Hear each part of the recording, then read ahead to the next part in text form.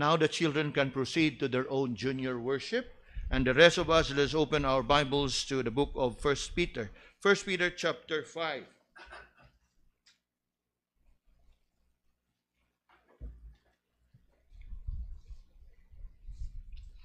First Peter chapter 5, and let us read together verses 8 and 9. 1 Peter chapter 5, verses 8 and 9. We invite those that are with us online to please do join us in the reading. 1 Peter chapter 5, verses 8 and 9, reading, Be sober, be vigilant, because your adversary the devil, as a roaring lion, walketh about, seeking whom he may devour. Whom resist steadfast in the faith, knowing that the same afflictions are accomplished in your brethren that are in the world. By the grace and mercies of God, we are now down to the last few verses of 1 Peter. Pipila na lamang ka mga verses ang nahabilin, and we will be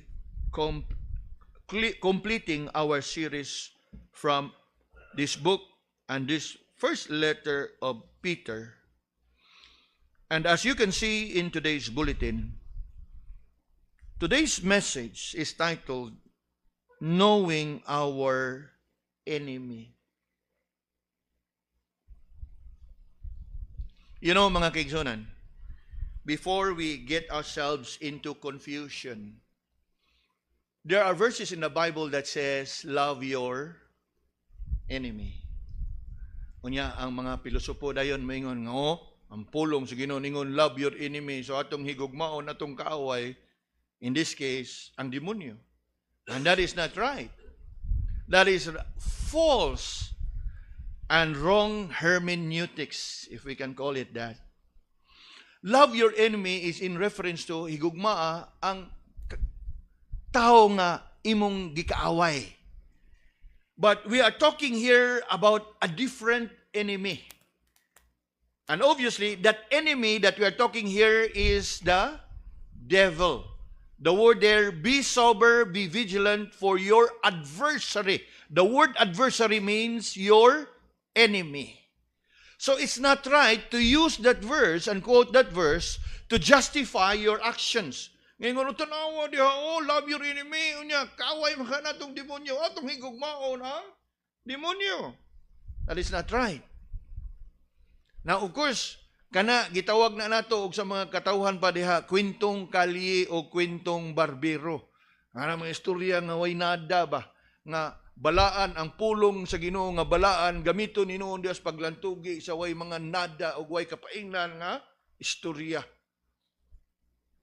Ining kabuntagon, with much prayer, I want us to really know our enemy.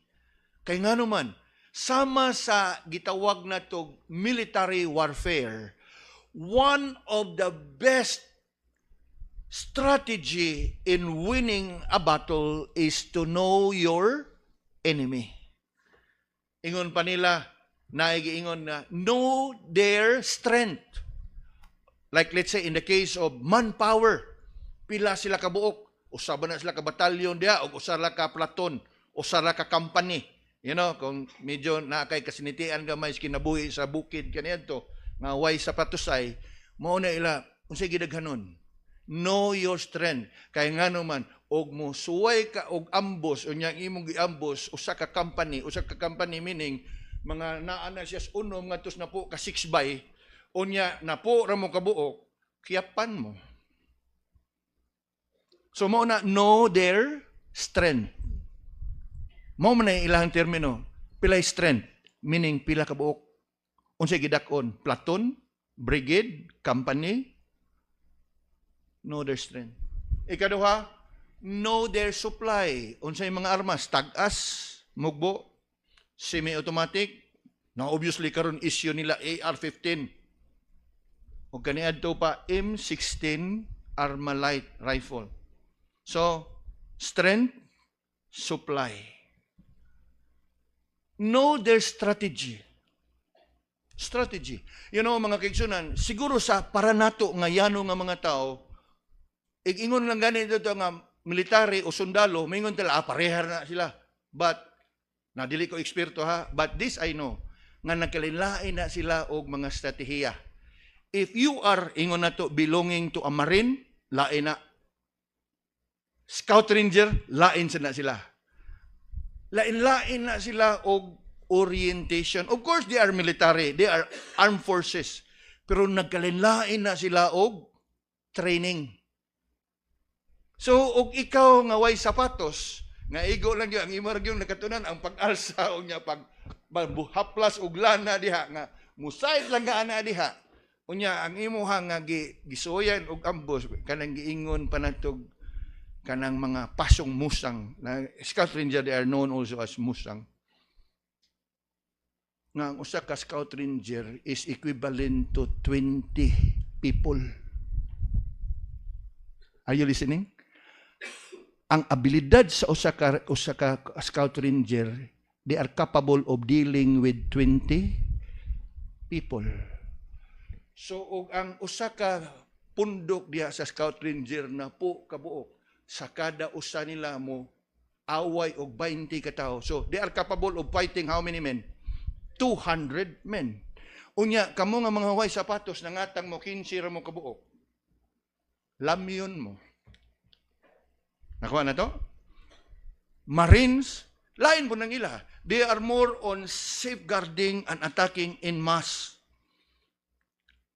Dagkuay, dinaghanay gina sila. Og lain po nang ilahang bringing or ilahabang orientation sa training. Mo nang kinanglan, strength, supply, strategy. Ang ikaupat nga kinahanglan is their stability. Asa man sila? Naa ba sila sa uphill? Naa ba ron sila sa ubos? O naa ba sila sa kakahuyan? Kay the terrain or the topography matter. Kay og ambos-ambos kinahanglan nimo yung tan-awon og asa sila angayan nimong ambusan. So, just to introduce us to our topic, nga just as in a military warfare, that the best nga kanang approach in order for us to win the battle is to know our enemy in their strength, in their supply, in their strategy, and in their situation, even in their surrounding. So it is sa ato ang spirituhanon nga pakig-away. Now, I'm sure you know that we have one common enemy. And here in our text, Peter warned us about him. And how did Peter warn us about him? Look again in verse 8. How does verse 8 begins? Be sober, be vigilant. Kanang word nga sober diha has the idea of be wide awake and be aware and be alert. Pag mabinantayon. And likewise, be vigilant. In other words, ay gluya-luya. Always be on the alert. Nga naman, why are we warned by Peter that we be sober and vigilant? And the answer is in the next part of the verse. Because ganit tungod, because your adversary, tungod kay ang imong kaaway, o kinsay kaaway na to? The devil. So, know our enemy. Kinsa atong enemy? The devil. But you know what? It's not enough to know o kinsay ato ang kaaway. Remember, I've cited kaganiha in a military warfare, it's not enough to know nga atong kaaway. Ingon pa nila sa una, ang mga papaalpa. No? Papaalpa simply means Philippine Army.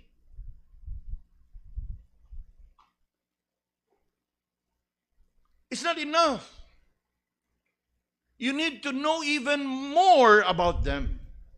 And that is what we're going to learn this morning. It's not enough to know that we have an enemy. It's not enough that we know that our enemy is the devil. we need to know further details about him. And that is what Peter is writing here in our text. Indeed, we have an enemy. And what kind of enemy? Actually, we have a cunning enemy. We have a brutal enemy. We have a destructive enemy. We have an unrelenting enemy. Unrelenting gani nga dili na siyang musurinder. Siguro kung napakya siya sa pagpuka nimo karong adlaw, balik ka na sa kaniya na usab. Hangtod nga dili gina siya muhunong ug dili gid kaniya mapukan. Ingon ana na siya nga kaaway. Unrelenting. He is determined to do sa iyahang katuyuan to destroy us sa atuang Kristohanon nga pag kinabuhi. Now, what else can we know about our enemy? Furthermore, our enemy is an invisible enemy. Invisible. Invisible simply means dili nato makita. Apan dili nato makita, but he is a very active spiritual being. Spiritual being that he can work his way among people. Nga mogamit siyang tao nga iyahang gamin himuong instrumento nga mahug ka sa iyahang laang in a form of temptation, in a form of vices, influence, and many others. So kinahanglan nga masayod dani. Kay dili ta magsigig atang dia, be sober, be vigilant, bitanaw na tubig nabay demonyo. Nya ngator bang una-unas demonyo kay katong magdaha o katong tinidur ba? Oh, nya ikugan. Nya pakan. Uy, dili, uy. Remember, he is a spiritual being.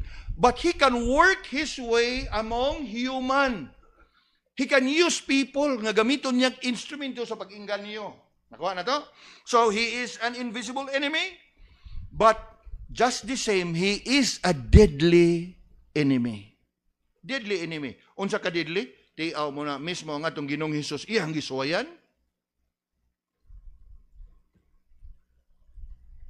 Unya, according to our verse, in verse 8, our enemy is described as like of a roaring lion. Mingon gani kag roaring lion, mga kaigsunan. Kano sa man mo tingog ang lion, be? Gutom.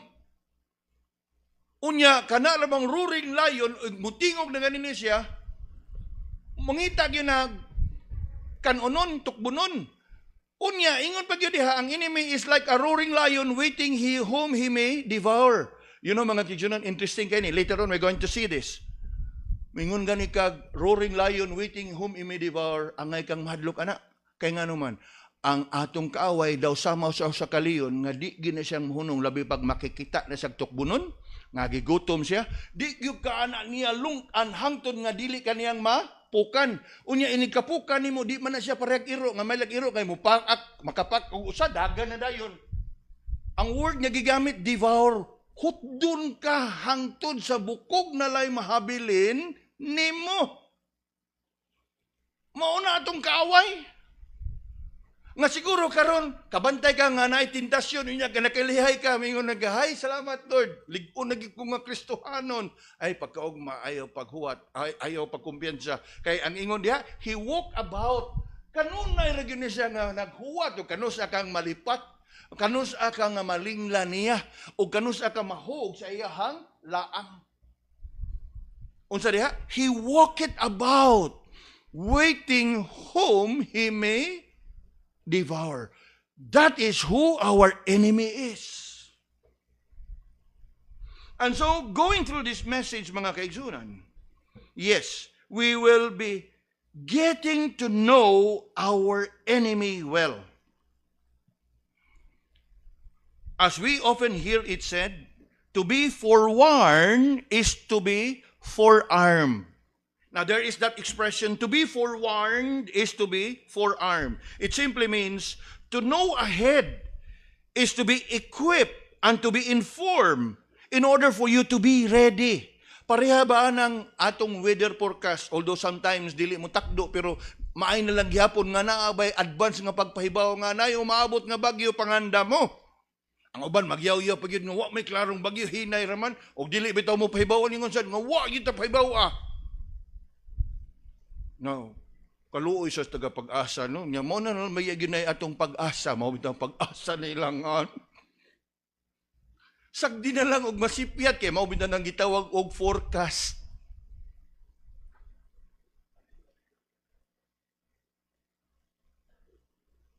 To be forewarned. In other words, nga mapahimangnuan ka, dako kay ng tabang diha nimo. That is what it means. To be forewarned is to be forearmed. Unsa man gyay atong madungog sa balita, di ba? Naay pagpahimangno mahitungod sa umabot nga bagyo, pagpangandam kamong naadapit sa mga baybayon, pagpangandam kamong nga naa sa mga kabugiran, pagpangandam. So you be warned in order for you to arm yourself to be ready. So it is sa ato ang spirituhanong pagkinabuhi. It is best for us to be forewarned about our enemy in order for us to be forearmed. Nga masangkapan nato atong kaugalingon sa pag-atubang kung ugaling kita mo iyahang suwayan, pagpukan o pag-atake. And so, as we look at our text this morning, although I would have to tell you in advance that we will be focusing mainly on verse 8 today, and then verse 9, God willing, next Lord's Day. As you know, today is second Sunday. After the service here, the catechism, I would have to rush towards Tagbilaran for the service in our church there. And so, let's divide this message into two. And this morning, we will focus mainly in verse 8, on verse 8, by looking at the first two of the four things that we must know about our enemy. And what are these four things that we need to know about our enemy? Number one is his identity. And we already have identified him. Then his strategy.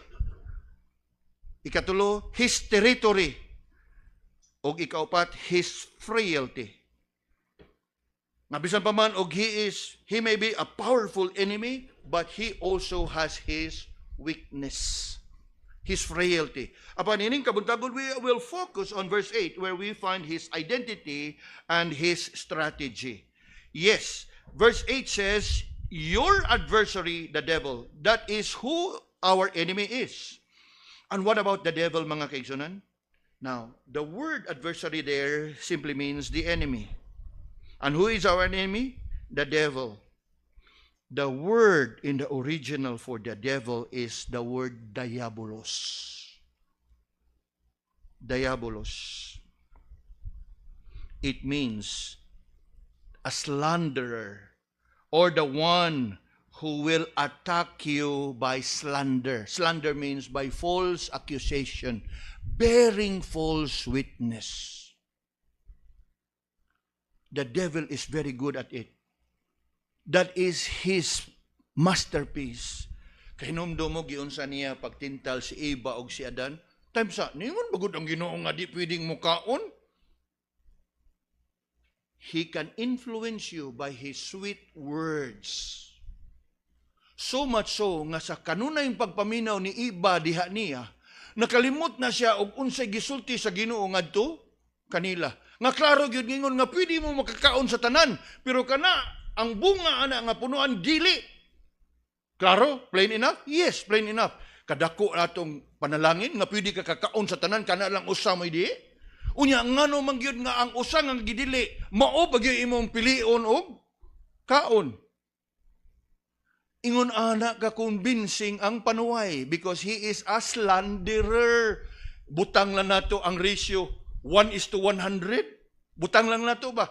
But I am sure nga labaw pa, sobra pa, usa ka gatos kapunuan, naglain-laing matang sa prutas ang tuwa dito sa tanaman sa Eden. Nga pwede ipakaon sa Ginoo ngadto nila. Apan kining usa dili. Pero bisan pa man sa kadaghan sa kanang ingon pa nato naglain-laing prutas o punuan sa unsang pagkaunsaa, nakumbinsi gyud sa panuway si Eva nga wa nay nada ang tanan ang kinalamian mo unang di mo pakanon ana. Just to give you an example how cunning, how convincing, how deceiving the devil is. Now karon ang pangutana. Kung si Eva o si Adan nga wa gid to sila sinful nature sa ilahang kinabuhi before the fall, inosente, 100% pure. Kay wa man to sila. Wa man gito sila. Kita na nga tao man tangadaan nga nanatay sinful tendency, na naman tayo sinful inclination because we have inherited the sinful nature of Adam and Eve.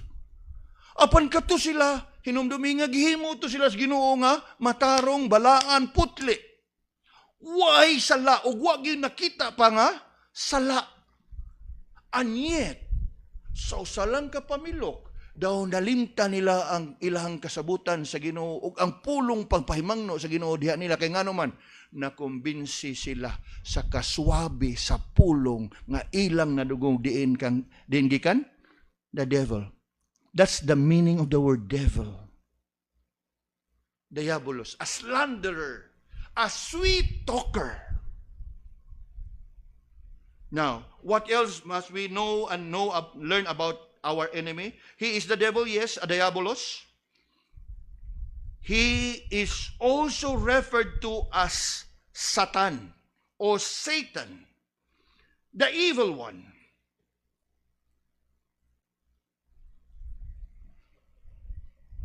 At times, he is also referred to in the Bible as the wicked one. In another, he is described as the destroyer. And if you're familiar with the book of Revelations, you will find them names like Abaddon, Apollyon. And in the Old Testament, you may come across verses from Isaiah and Ezekiel. The morning star, or Lucifer. And he comes with many other names. Now, one thing about our enemy we need to understand is he is a personal being. He is a spiritual being or an entity. Na kinahanglan ato ni siyang sayron, mga kigsunan. Because nowadays, somehow the world, of course, what can we expect from the world? They seem to be downplaying the negative image of the devil. In fact, oftentimes, devil are caricatured as a cartoon character.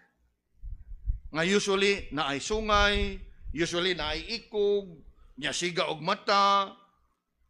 You know, it is, yes, a cartoon or an illustration of what the devil is like.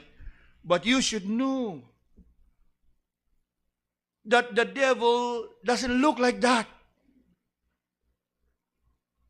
Kay nga naman, kay og inguna na pagnaong sa panuway, dili siya katintal, oy.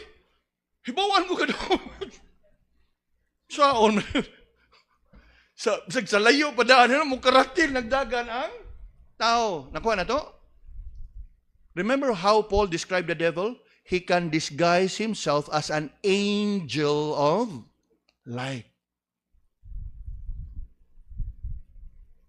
And that is why we have always been warned from the scripture of the reality nga dili tanan simbahan gatudlo sa kamatuoran. Jesus himself said, "Beware of wolves in sheep's clothing." Kinsa man? Angel of light. He can disguise himself. Nga naman, because he is the master deceiver.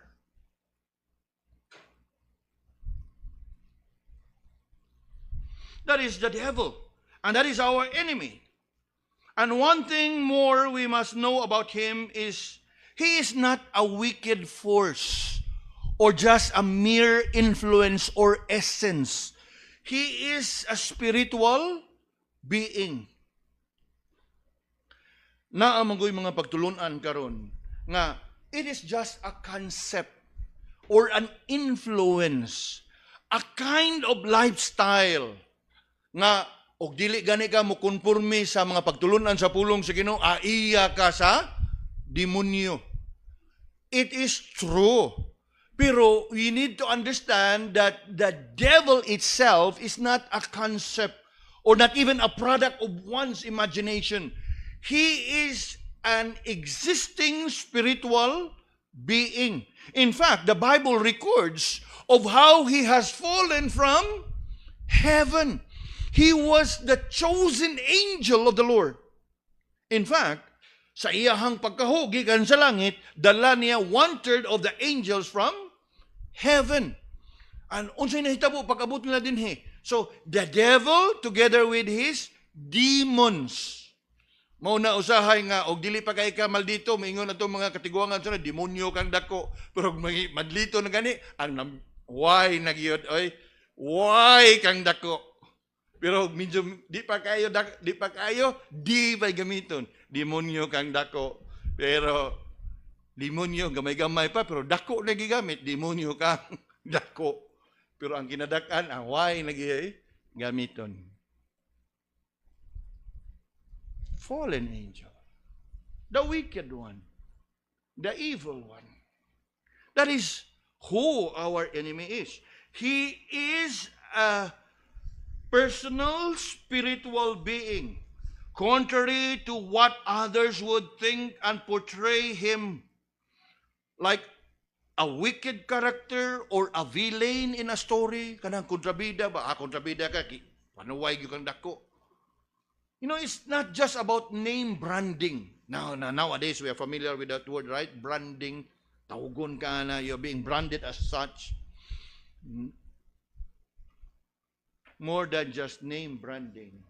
Sayri mga kaigsoon that our enemy, the devil, is a personal being.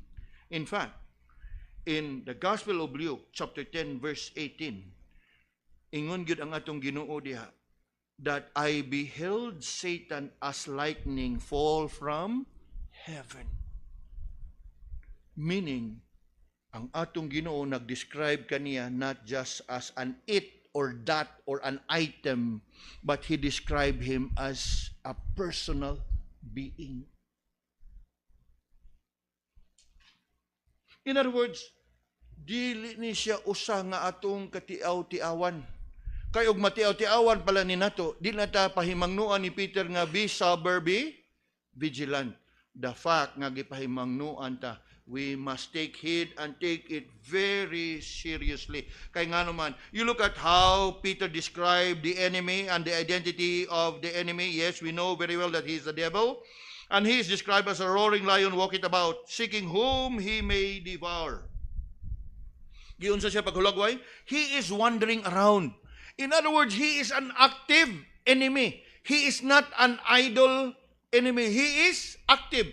How active? He walk around, waiting whom he may devour. Mao kana nga sa ato ang scripture reading kaganiha, ipahinumduman kita, be strong in the Lord and in the power of His might. Ayaw og salig sa imong kaugalingong kusog. Ngadto salig sa kusog og gahom sa atong Ginoo. Kay sa ato ang kusog, watay igo nga kusog nga ikasarang batukan ang panuway. Be strong in the Lord and in the power of His might. He is a wandering enemy. He is an active enemy. We know him as a roaring lion, hungry, walking about, waiting whom he may devour. Now, kung imo ginalantahon pag-ayo ang paghulagway ni Peter diha, he is actually describing our enemy as somebody that is fierce and ready to attack. Bangis. Now, ang ato sigurong the most to most nga atong makita nga lion kana magong naa sa zoo. Oo. Kana sila, murag na tame naman na sila. Unya, naagod na sila sa sulod sa cage. Pero, og kana bitang makita nato usahay sa mga programa sa television o sa internet kana mga National Geographic o unsa pa nang uban nga mga programa nga samay ngon ana ba. We can see of the wildlife. Now, siguro, nakadungog kita na nahibaw ta nga the lion has been considered as the king of the jungle. Now, he cannot be referred to and identified as a king of the jungle for nothing. That means, it has been proven nga sa tanan nga kahiyupan diha, siya mo'y kinakusgan og roar. Nga inigroar niya, murag mo, fear and tremble ang uban. Ingon ana atong kaaway. In other words, dili ka kumpiyansaan. Nga kita nga mga Kristohanon, ayaw pagtuo, nga naa, naglakaw ka diha sa kamaturan, o sa kaluwasan, o sa kahayag, nga dili ka mapukan. In fact, ang imong pagkakristohanon, mo'y paborito kaayo sa panuway. Kay gusto niya nga makita ka nga iya kang mapukan. Kay nga naman, grabe ang iyahang kaibog nga ikaw kaniadto iya kang sakop. Now let's face it, whether you like it or not, anyone that is outside faith in Christ, without you knowing or realizing it, you are actually a children of the devil. Remember how the Lord spoke to the Jews? John chapter 8:44, you belong to your father, the what? The devil. O unsay rason nganong iyang gitawag sila nga you belong to your father, the devil? Because they are against him. And when we think about people against Christ, who are they? Nakuha na to? Anti what? Antichrist. But of course with a small a, because the Bible speaks of one particular person that is referred to as the Antichrist that is yet to come. But anyone, for that matter, who stand against Christ, who is against the Bible, who is against the gospel, who oppose against the truth of the Bible, bisan pa mang ang kuno nimog dawato nimog sa dili, muuyon kag sa dili, you are actually against Christ. And what does it make out of you? You are anti-Christ.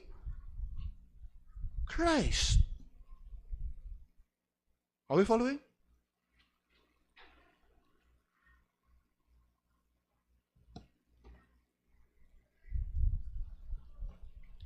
He is wandering around, waiting whom he may devour.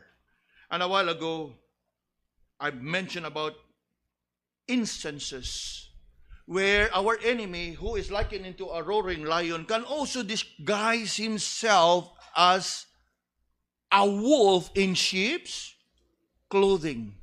Again, ang paghulagway niya as a wolf speak of the same.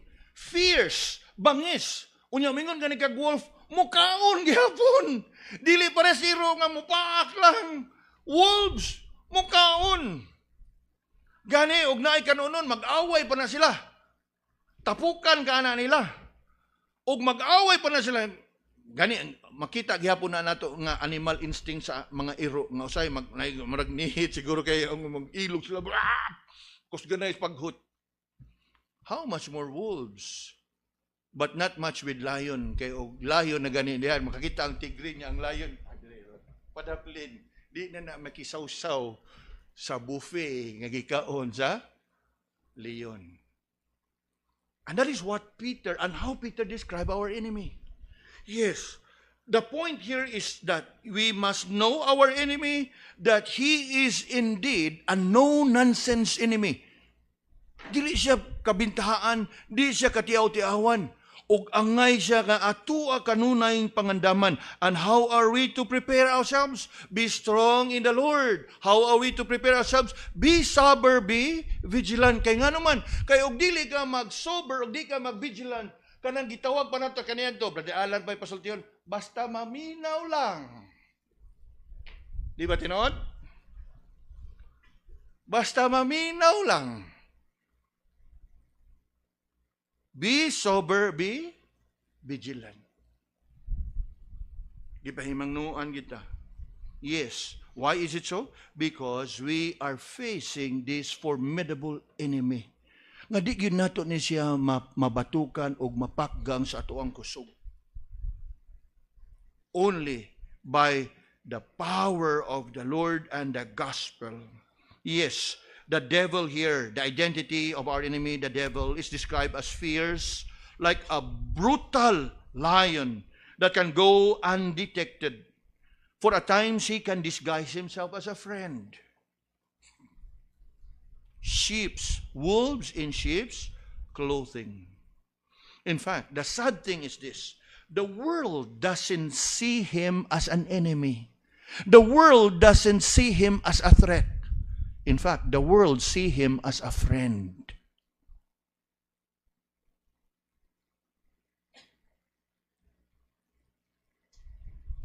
Mo kana mga kaigsunan, nga samtang naa kita sa kalibutan, the Bible says we are the light of the world. Why is it so? Because the world is in darkness.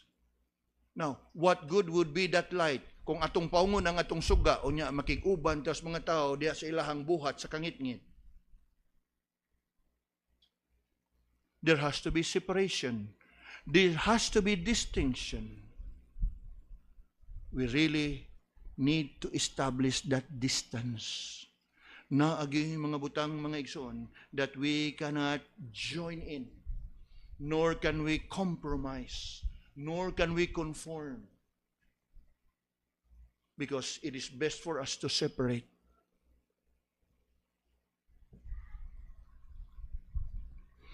We need to understand that the Bible describes the devil as our enemy. Regardless whether the world would treat him as a friend, you should know that you are no longer of the world. The Lord has called you out of the world. And so, in your current situation as a believer in the Lord, your relationship with the devil must be that of animosity. Kaniadto sa diha patas kalibutan, we are enemies of God. Di ba tinod? Karon nga naa nata sa Ginoo, ang atong kaaway ang kalibutan. Ang Ginoo diha sa kalibutan. The prince of this earth, none other than the devil. Yes, we need to understand this and remind ourselves very carefully about this. We have established his identity and know what he is made of. Now we move on to consider his strategy. Verse 8 goes, be sober, be vigilant, because your adversary the devil, as a roaring lion, walketh about, seeking whom he may devour. I already have mentioned earlier on that he is an active enemy. He is always on the go. In fact, he is wandering. In other words, he is all over the place.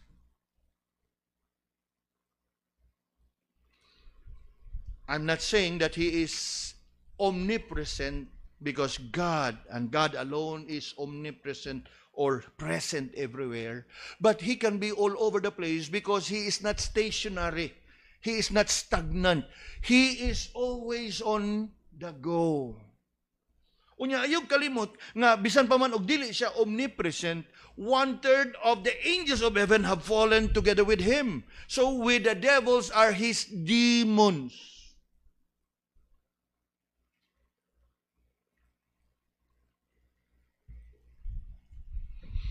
So what is his strategy? Una, he moves about. He is active.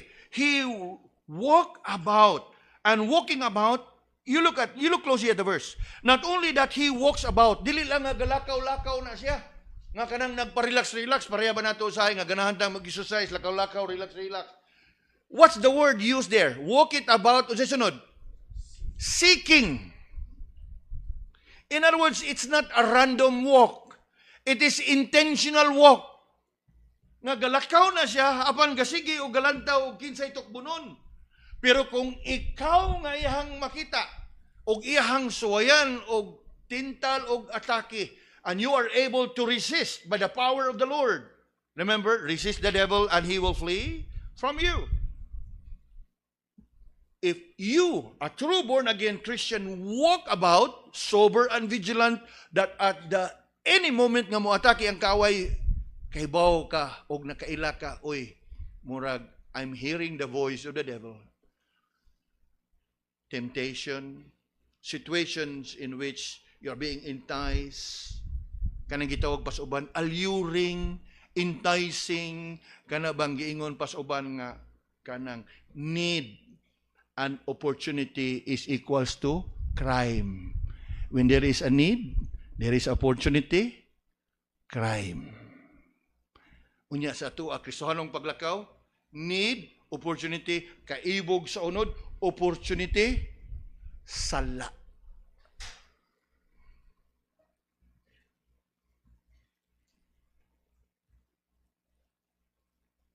Apan, if you walk about sober and vigilant, inig-attempt sa panuway nimo, and you are able to resist in the same manner that the Lord Jesus resisted the devil using the Word of God. I'm sure nga, maingon bala to, ato lang mahulagway nga, medyo mubati isan og kapahiya ang demonyo. Uy, sulit ba dito nga Kristohanon? Kay bao man dahil pagtulunan. Mao kana nga, ang pagdasig diha, be sober, be vigilant. Kay nga naman, naa diha ang ato ang patyanan. Kay bisan pa man tuod og ikaw Kristohanon, og naa ka diha kang Kristo, ug ang balang espiritu naa diha kanimo, na ay mga sitwasyon nga sa imong kaluyahon, murabag daw malimtan nimo ang presensya sa balang espiritu diha sa imong kinabuhi, that you will yield to temptation.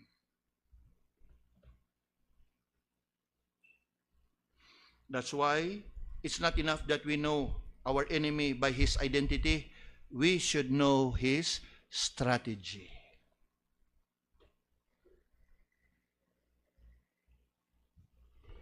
He is always on the lookout.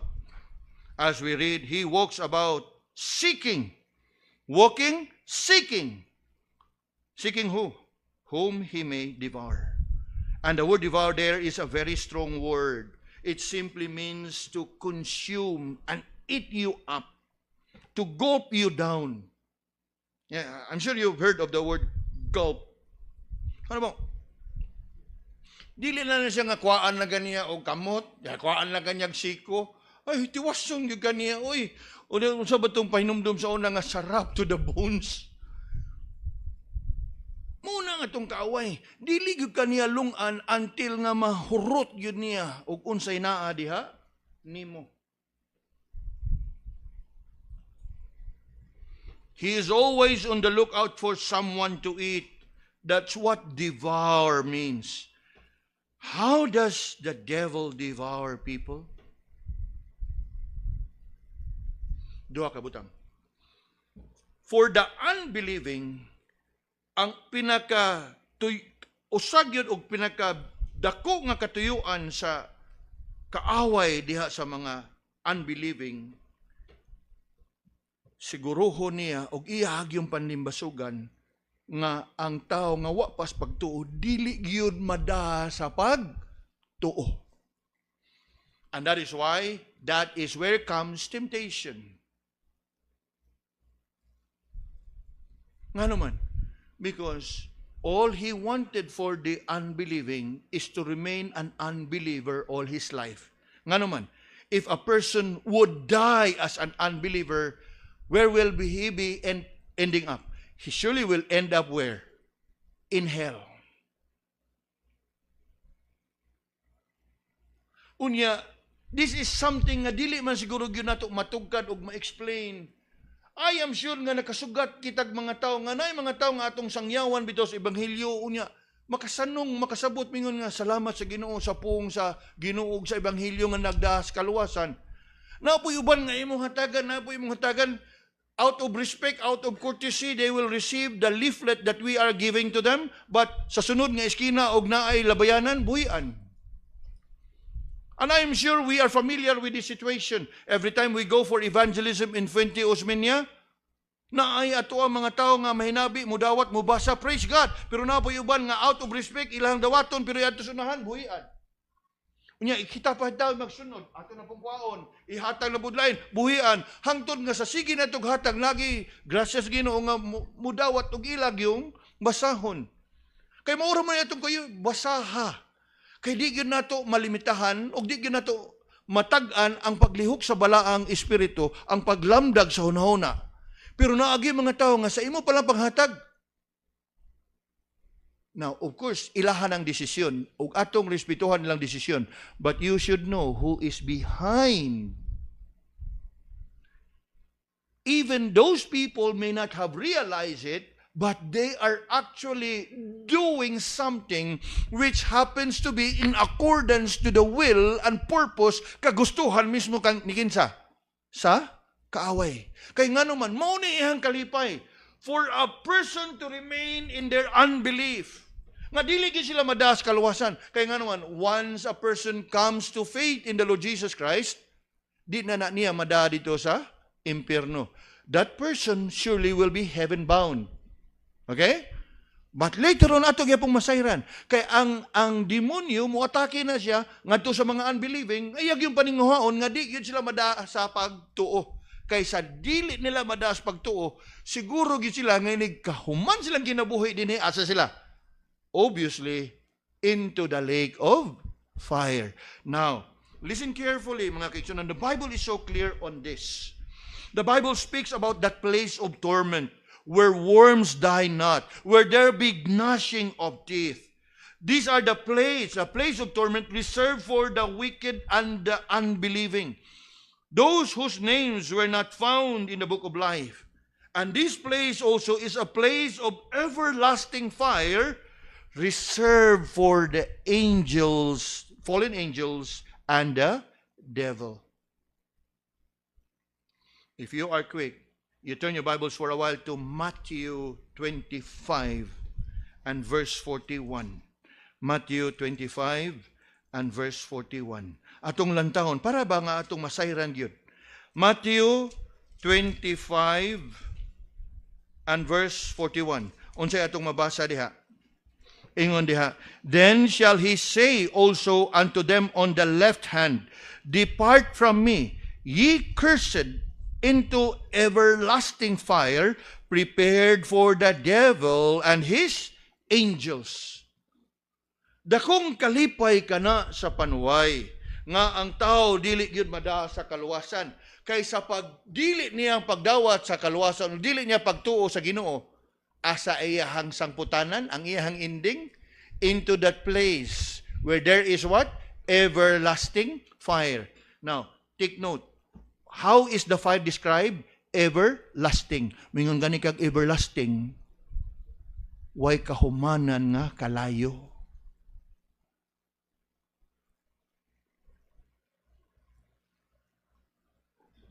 Og maunay agenda sa panuway ngadto sa mga dili magtotoo. Nga iyahag yung paningkamutan nga dili gyud ka mada sa pagtuo. Kay ug mada na kas pagtuo, di na ka mada dito sa impyerno. Apan, bisan pa man og mada kas pagtuo, ang panuway dili gyapon kaniya lungan. Kay ngano man, bisan tuod og di na niya ka mada dito sa impyerno, maningkamot gyapon na siya nga pukanon kaniya og dauto niya ang imuhang testimonya. Ngano man, now Kristohanon tug ka, unsa may imong mahimo kung ikaw nga Kristohanon pirmi ka mapildi og madaog sa pagpakasala. What kind of a Christian are you? A weak Christian? Yes. And what can a weak Christian do? You know, the Lord wants His people to be a strong and powerful witness. Nga mamahimot ang panalangin ngadto sa uban. And that we can serve Him effectively and efficiently. And how can we serve the Lord effectively and efficiently? By walking in the path of righteousness, pursuing the path of holiness. Malipayon madasigon nga mga lagad sa Ginoo. And you know, one effective kanang instrument that the devil would use to disqualify believers from serving the Lord is what? Falling into sin. Gani, kung atong isipon mga kaigsuonan, somehow, to some extent, nagmadaugon ang panuway sa naglain-laing pamaagi. Niini lamang tuiga. It is sad na pila ka mga kapasturan, mga inilang nga mga pastor dito sa Amerika, pastor sa mga dagkong simbahan, prolific writer, kinsang mga sinuwat nga mga libro, bestseller, faithful sa pagtudlo sa pulong sa Ginoo, apan One after another, nangapukan sila. Kung sa hinungdan, babae.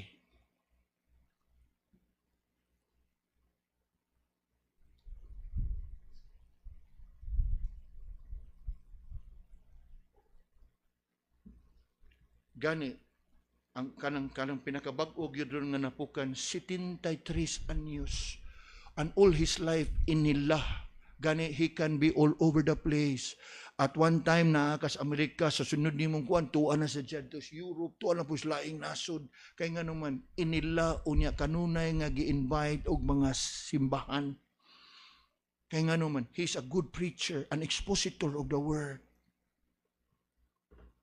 Unya, dili palang dugay na diskubrian nga anaa siya relasyon sa babae other than his wife that has been ongoing for 5 years. Di ba subo kayong pamalandungon? Ngano ka to? Obviously, huwag nakalimot sila sa strategy sa ilang kaaway. Mo ka na nga, ayaw yung kalimot, be sober, be vigilant. Think about it.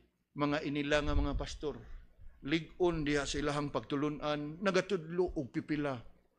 Kana bitong muwali ka og usa ka simbahan nga naa diha naminaw nimo nagdagan gikan sa 5,000 to 10,000 people.